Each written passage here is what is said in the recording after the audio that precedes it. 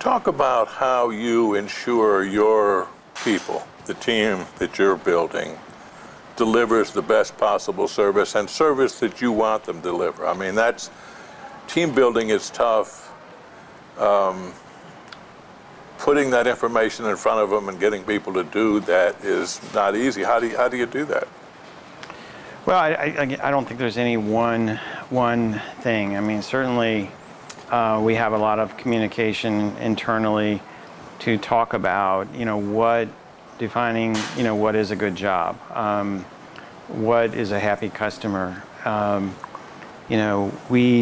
of the things that we've done recently over the last over the last 18 months is started the use of customer surveys. I mean, that's been a big, something that's really increased in use in all the home service industry. So our installers, our salespeople, everybody knows that we're going to survey our clients when we're finished, and they're going to be we're going to be asking their opinion of their experience at our company. I think that's been a motivation. We have, on the installation side, we have project managers that are going out into the field to check on jobs. When we're finished with a job, we're making a happy call to the client to make sure that they're satisfied. So I don't know that, again, there's any one thing or one magic bullet. I think you do a lot of things to pull it all together. You've got a very good website. How would you describe your philosophy as it relates to your website and also to social media? I sort of see that as a package. My philosophy. Boy. Oops. Wait a second. Your mic just slipped here. Oh. Put that up. I didn't connect it very well. I might have pulled it off. There you go. Why don't you ask me that question again? I've been on your website. I like your website a good deal. Very professional. How would you describe your philosophy as it relates to your website? And in there, I'm also curious about your approach towards social media. Right. Well, on the website, our intent is not to try to sell things at the website. We're trying to sell the idea of coming into our showroom. We've got, as you mentioned, we have these two beautiful showrooms. So we're not trying to have pricing at the website, as an example. So we're trying to gain people's attention, to show them beautiful photography. We may talk about a consumer promotion that we have. We'll certainly indicate that we offer financing. We'll show customer reviews there. And so we're trying to sell our company and really sell the idea of picking up the phone and calling us or driving down to one of our showrooms. So that's been our philosophy in terms of our website. And we can improve. We have a lot more opportunity to improve. I think there's other things we can do to engage the client at the website. Maybe whether it's taking a style quiz or putting opportunities. For example, that we're working on is they can take their own pictures of their room and send them to us, and we can do a room scene with product from our showroom. Yeah. It seems to me, then, they tell me 85-90%, perhaps even more, of consumers of floor coverings are going to spend some time on the internet before they make a purchase. And it would seem, obviously you can get off a site with a click. And it would seem to me that captivating that consumer in a relatively short time, right, delivering the information that they want, your store hours, the products, as you mentioned, beautiful photography.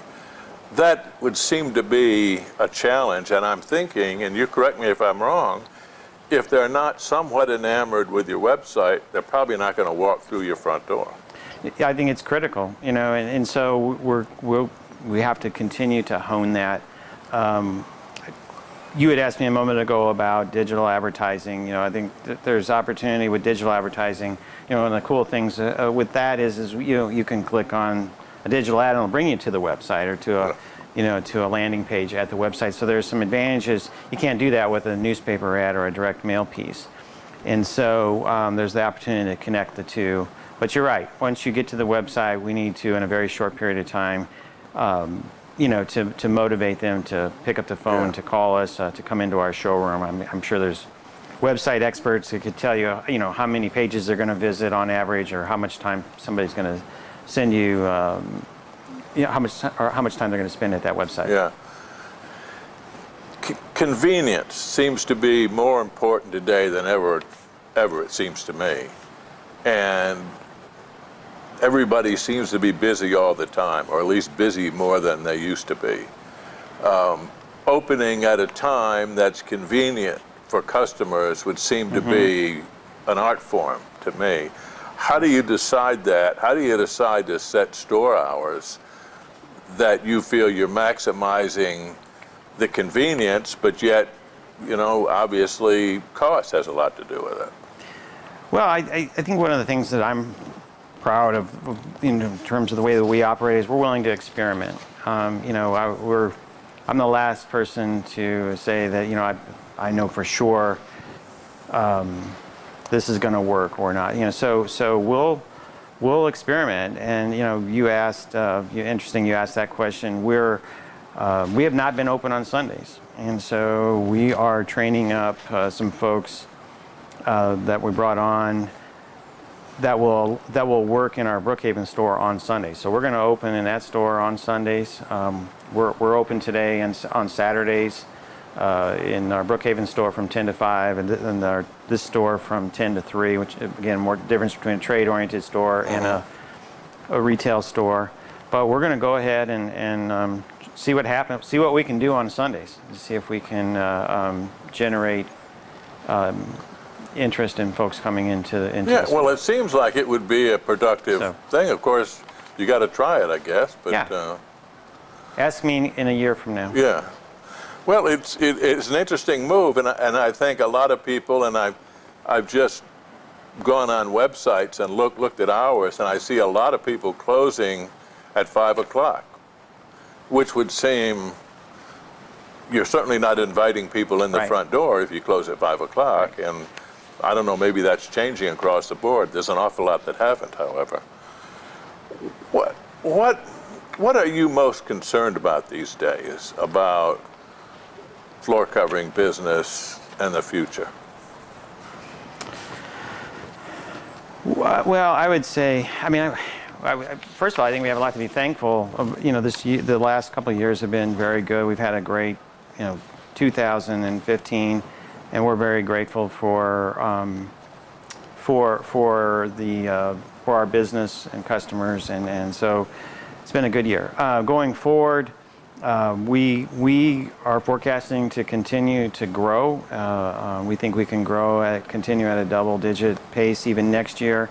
I think one of the things, and this is a big subject, we'll never solve, in this format, but we got to figure out how to continue to add installation capacity to our business. That's probably the number one concern. The industry's biggest problem, it would seem to me. Do you see adding more locations eventually? Well, we just opened this one last year. We're pretty conservative overall. I think I'd like to get another year under our belt with the second store, and then we'll decide. I'm not prepared. Yes. I think there's an opportunity to have a third store in Atlanta, but I'm not prepared to say that we're going to do that. But it is in the back of your mind. Sure. You haven't said definitely no. Always. Very good.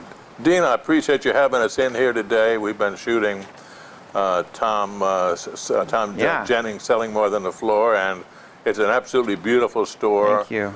And I appreciate you having us here and to sit down and talk with us as well. Absolutely. Good to be here. It's good to be here, I should say. Happy Thanksgiving. Happy Thanksgiving to you. Thank you very much. We've been talking with Dean Howell. He is the owner of Moda Floors Interiors in Atlanta. And this is Talk Floor TV. you.